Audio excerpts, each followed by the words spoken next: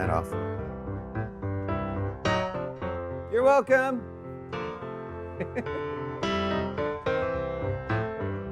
Well, I practiced. And that's a wrap.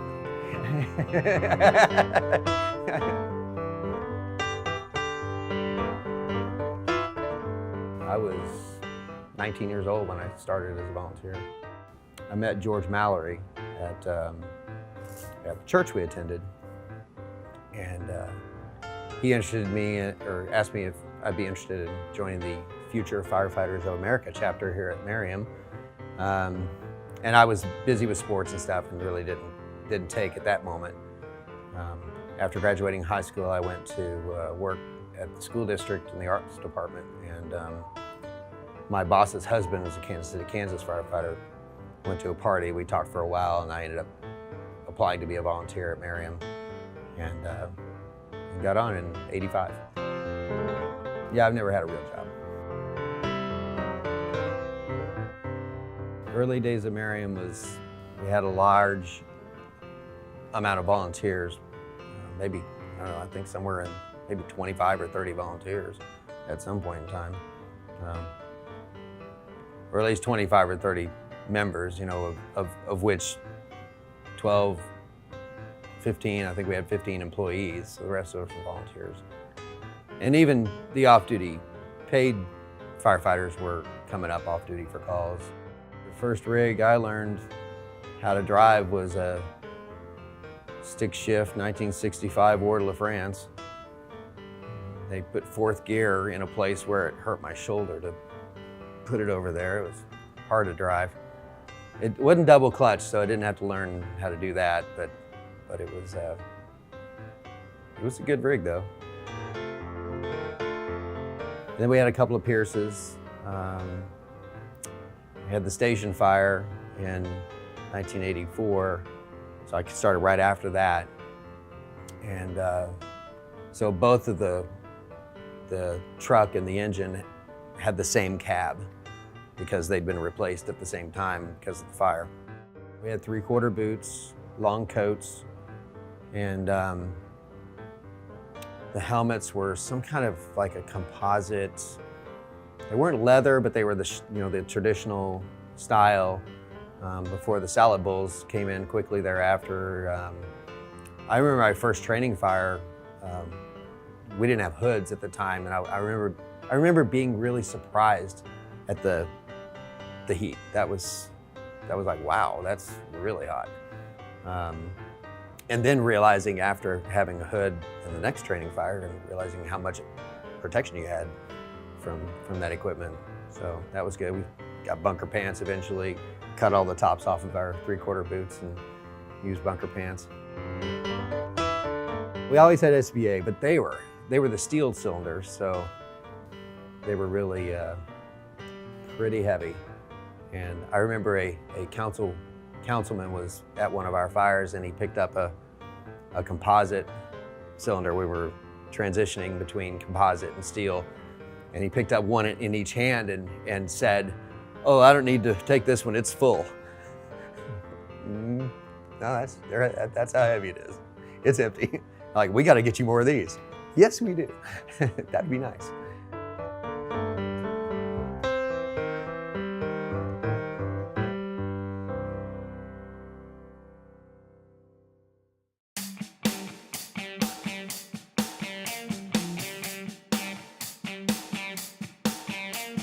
I stuck around at Merriam, seeing opportunities for me to advance in a small department. My own progression from shift lieutenant, there weren't captains at that moment, and I went to captain briefly before I was promoted to division chief, which was on days. Mostly did training and HR types of things, and then eventually was promoted to assistant chief. Did that for a while, did a little stint as the interim chief when Chief Montgomery retired. Bob Pape was the chief for 5 years and before the merger, and I was his assistant chief.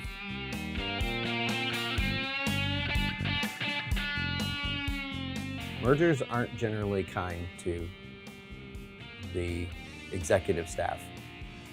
So to have found an opportunity to be a captain on shift after the merger was fortunate for me, I think. I'm really happy to have been able to finish my career as a captain. It's, looking back, it's one of my favorite positions to have ever been in. And, you know, building the relationships and working with people that closely is one of the highlights of doing this job.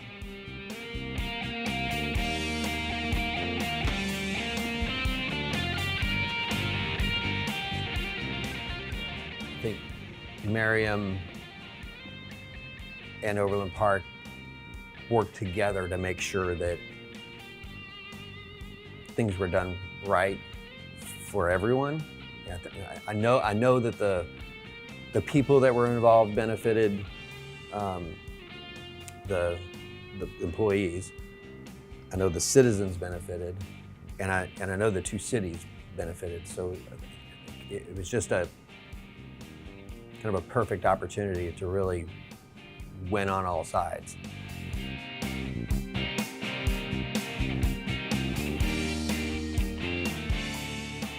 There's been a recognition that, you know, there is another department, and it wasn't a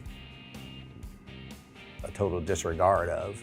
You know, it's part of now. So it's a new history for both organizations.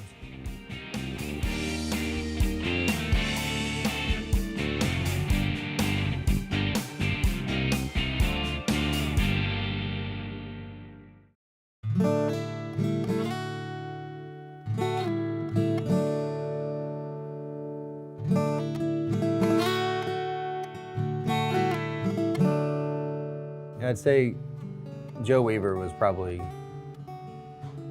the most influential person to me personally. Assistant chief, World War II vet, served under Patton in Europe. But he had this ability, everybody knows people like this, but he had the ability to take something that's really complex and boil it down to something really simple. And this job it's just about serving the people.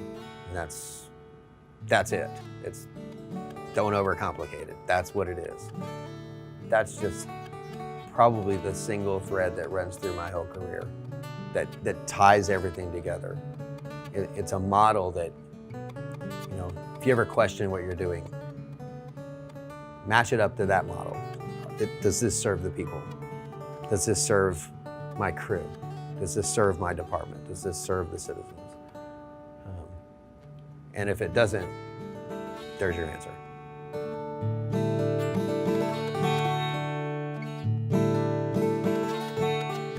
Being on this end of the career, the end, there's some financial things that are offered to us, and you know, 457 and FRA, those things. Take advantage of all those things. If I were going to tell a new person something that they need to do, it was never walk away from free money. If it's in you to do it, promote. You know, become a leader. And I guess you could lead from anywhere, but become an officer, improve your salary, or you know, those things while you can. I mean, pensions are great, and they're probably not going to be around for forever. But as long as we have pensions, defined benefit pensions, supplement that in any way you can, and start early.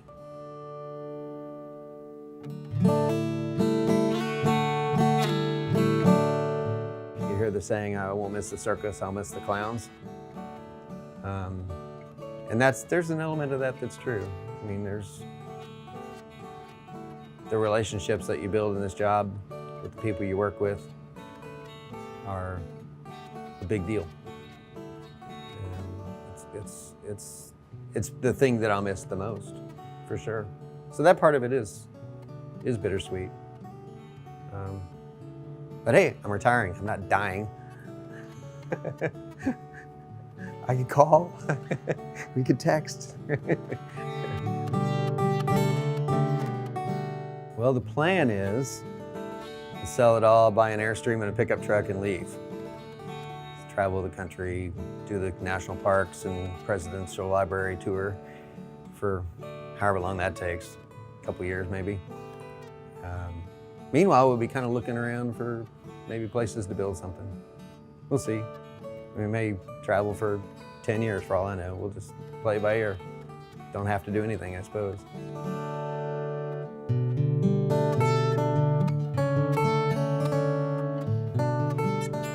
It's been a good experience. The whole thing. On the whole, it's been a really good experience.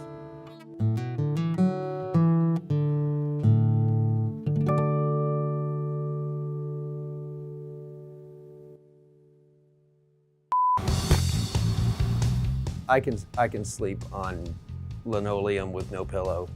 It's an acquired skill. Or it's just a perpetual state of fatigue, one or the other, or both. Retirement and healthcare, that's a hurdle.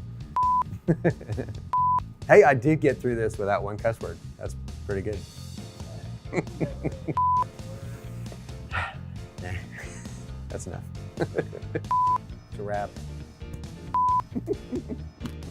You know how you do that? I don't know. Just make me look cool, man.